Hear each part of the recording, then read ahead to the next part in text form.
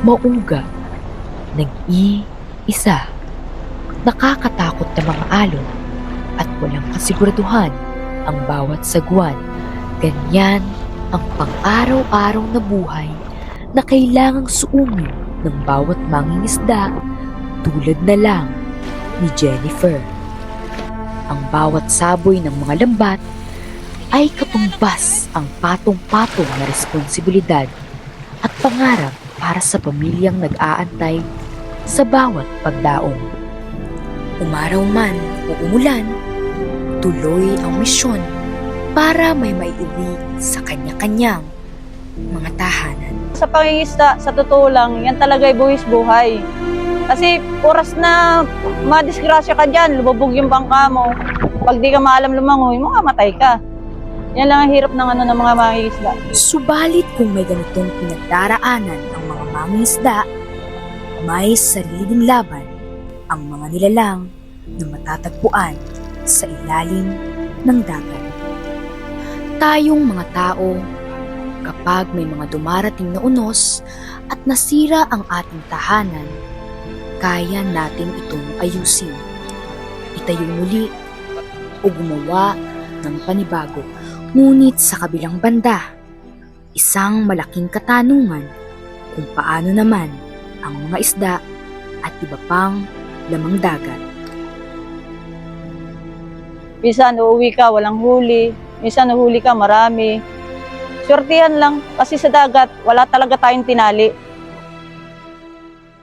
Ayon sa Republic Act No. 8550 o Philippine Fisheries Code of 1998, tungkulin ng pamahalaan na magbigay ng suporta sa mga mangingisda sa pamamagitan ng teknolohiya, pananaliksik, tulong pinansyal, at pasilidad sa post-harvest.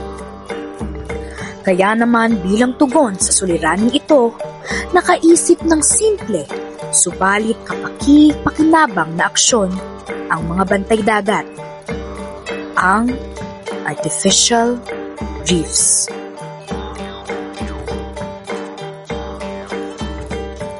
Yan. Kagaya nga nakikita natin na wala ng harvest corals, ay sinisikap namin na lalo yung mga kapwa namin mga isda na may encourage na maglagay din ng kagaya ng mga artificial reef.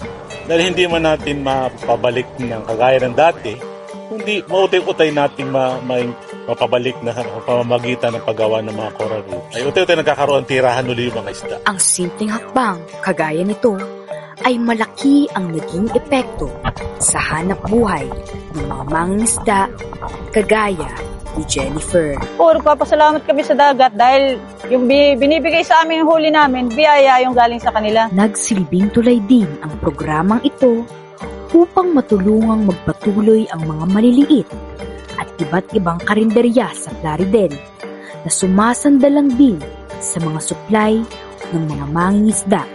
Sa isda, kalimitan mga 3 hanggang 4 na putahe yung naluluto. Pinakang masarap sa may isda ng siya yung mga isda ka na gusto mo yung ginagawa mo. Na parang masaya sa buhay mo na makahuli ka ng isda, makauwi ka sa pamilya mo ng maraming pakulam, mayroong peso pag nakapagbenta ka. Kaya masarap sa aming mga isda. Ang baybayin ng Plaridel ay puno ng makukulay at nakakaantig na mga kwento. Subalit kung madadako ang ating mga tingin sa laon, may mga puso ding nag-iisa. Subalit pilit sumasagwan kontra sa mga alon para sa kanilang mga responsibilidad. At kung sakali mang matatanaw ang ilalim ng bughaw na mga tubig, matatanto natin na may mga nilalang na ugat ng kultura, tradisyon at turismo, mga nilalang sa bagong tahanan.